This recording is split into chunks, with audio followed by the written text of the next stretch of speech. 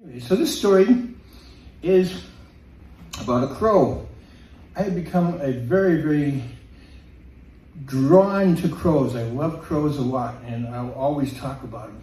There was one day I was working in the guardhouse and feeding birds, and this one crow came by. I didn't want to feed him at first because you see, you don't usually see just one crow. You usually see bunches of crows. But he was limping, so I felt very sorry for him. I said, okay, I gave him some food. And luckily, he always came by himself. And I said, okay. And every day he'd come and I'd feed him, and he'd come closer and closer. Eventually he came into my guardhouse. He came up and he sat on a little bench that was about 4 feet away from me. And I feed him breadcrumb, bread. And there's this little bench next to him. And I got him a little bowl, said Charlie. I named him Charlie, so I gave him Charlie. Just like a dog. They're incredibly smart. And my thing was that I'd eat blueberry muffins with butter on it. And I'd always have 2 or 3 blueberry muffins in a bag. And I'd put them in my desk behind the thing. So one day I didn't have any bread. I thought, well, maybe I'll give Charlie a little piece of blueberry muffin. What a mistake that was. I gave him a nice piece of warm blueberry muffin with butter on it. And I swear to God, if you could read his mind, if I read his mind, I thought when he first tasted that, it was like, blueberry muffins with butter. What have you been doing, Steve? You've been feeding me bread all this whole time. So I kind of, said, okay. So I gave him my blueberry muffins every morning. One day, I didn't have my blueberry muffins. I tried to feed him bread again. He was like, no, none of this stuff. No. I want my blueberry muffins.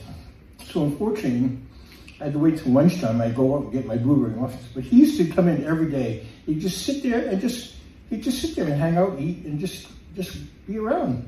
It was just like a dog, though, because he knew if he wasn't around, all he had to do was call his name or whistle to him, and he'd come around him. They know your face, they remember your face.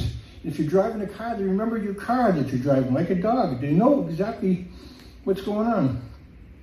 But the thing was funny, was people would come by and talk to me, and they'd see him and go, why do you have a crow? Why do you have a crow? That's because I like him. So what he started doing though, is he'd jump off his stool, and he'd stand right beside me as I was talking to people, just like a dog would. And all you do kind of like look up, and people started getting to know him, call him Charlie, taking pictures. Now Charlie had his favorite post on top of the guardhouse, and he was like, he became like a diva. He'd stand like, just like that. As people, you knew people would take, stand just like that. Oh yeah, look at me. So all the time, for like months and months, I knew he had a nest, so he'd take his food back to his nest and, come back, and just loved having him around. It was great. After a while, he took off, and I didn't see him for quite some time, because I realized that what he was doing though was he had a nest, and he was nesting. He had a mate, and they had babies.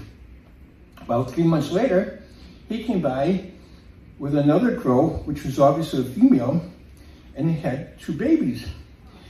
This was hilarious, because he ate some food, and the female ate some food, and the 2 babies were off to the side.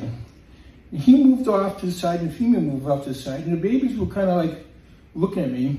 If you ever had kids come to your door, try to sell you Girl Scout cookies or something like that, would you please sell me some buy Girl Scout cookies? That's what it felt like. I was like, oh, okay, can I have some?